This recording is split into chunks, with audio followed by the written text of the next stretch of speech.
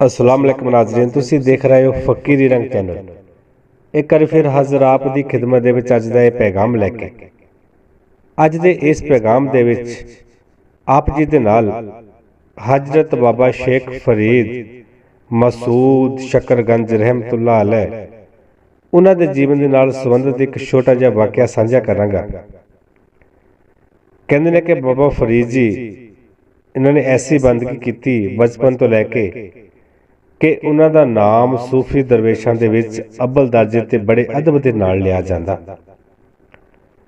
एक दिन मौज दे विच बैठे फकीर शेख फरीद जी ते एक औरत आके अर्ज करदी है कि बाबा मैं बहुत परेशान हाँ, मैं बहुत दुखी हाँ, गरीब भी हाँ ते मेरी बेटी दा ब्याह है। मेरे कोल बेटी दा ब्याह करन दे लई कुछ भी नहीं है। तो बाबा फरीद जी ने दोनों हाथ ताहां उठाए ते कहन लगे कि असी अल्लाह दे अगे तेरे पक्ष दे विच फरियाद कर दिंदे हां, खुदावंद करीम आप जी दी मुश्किल दा हल करे। तो बीबी जित्ते अड़ गई, कहन लगी बाबा फरियाद तां मैं रोज़ करदी हां, तुसी अल्लाह दे बली हो, अल्लाह दे मुरीद हो, मैनू अज कुछ अता करो जिहदे नाल मेरी बेटी दा ब्याह हो सके। तो बाबा फरीद कुछ समा चुप रहे, तो फिर आखिया कि बीबी जा एक मिट्टी दी डली लैके आ। कहंदे कि बीबी उत्थों गई, एक मिट्टी की बहुत बड़ी डली चक के बाबा फरीद जी नूं फड़ाई। कहंदे कि बाबा फरीद जी ने 3 दफा दरूद पाक पढ़न तो बाद सूरह इखलास 3 बारी पढ़ी, फिर दरूद पाक पढ़िया ते वो मिट्टी सोना हो गई। जदों वो मिट्टी सोने दी होई ते बीबी नूं फड़ाती कि जा चली जा, जाके अपनी बच्ची दी शादी कर। कहंदे कि जदों वो औरत ने सोना अपने हत्थ दे विच फड़िया ते दिमाग दे विच उन्हें ये चंगी तरह अपने बसा लिया कि शेख फरीद उन्होंने किहड़ी चीज पढ़ के मिट्टी नूं सोना कीता।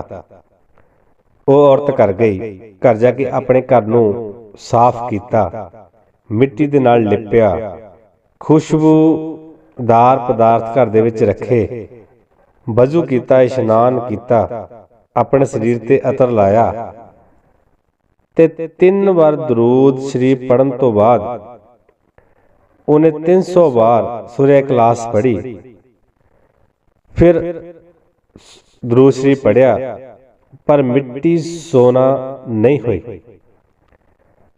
उन्हें कई मिट्टी दी डलियां रखियां। 3 दिन तक वो औरत रोज वजू करदी, दरूद पाक पढ़दी, सूरह इखलास पढ़दी, फिर दरूद शरीफ पढ़दी ते मिट्टी ते दम करदी, पर जिहड़ी मिट्टी सी वो मिट्टी दी डलियां मिट्टी रहियां।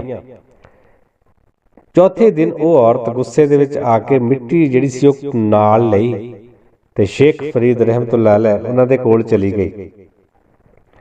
जाके आख्या कि बाबा फरीद जिसे तुसी मिट्टी कीता सोना कीता, मैं सारी गल देखी, कर जाके मैं भी मिट्टी दे उत्ते तुसी 3 बारी पढ़िया सी ते मैं 300 बार पढ़िया सूरह इखलास, पर जिहड़ी मेरी मिट्टी सी वो मिट्टी ही रही। तुहाडी 3 बारी पढ़न तो बाद मिट्टी सोना हो गई सी। तुहाडे पढ़न दे विच ते मेरे पढ़न दे विच की फर्क सी, ये मैनू दसो, मैं पुछण आई हां। कहंदे कि बाबा फरीद अखां नम हो गईयां। कहण लगे कि ऐ बीबी तेरे पढ़न दे विच कोई फर्क नहीं सी, मेरे पढ़न दे विच कोई फर्क नहीं सी। मेरे पढ़िया मिट्टी सोना हो गई, तेरे पढ़िया मिट्टी सोना नहीं हुई। फर्क सिर्फ इन्ना सी कि तेरी जुबान दे विच फरीद दी जुबान नहीं सी। तेरी जबान दे विच फरीद दी जबान ना होने करके तेरी मिट्टी मिट्टी रही, मेरी पड़ी मिट्टी सोना हो गई। क्योंकि कहते ने कि जो फकर फकीर साधु संत होया करते ने, ये जो कहते ने वो पूरा हो जाता। साधु बोले सह सवा, साधु दा बोलिया विरथा ना जा। तो बाबा फरीद जी ने जो एक गल सुनी, औरत बड़ी हैरान परेशान हो गई। तो बाबा फरीद जी भी अखा नम हो गई।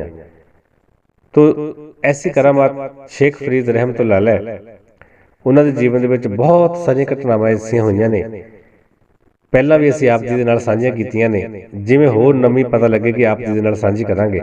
तो अज लई इन्ना ही, जल्द हाज़र होवांगा नवीं वीडियो नाल। तद तक लिहक मुरशद सच मुरशद।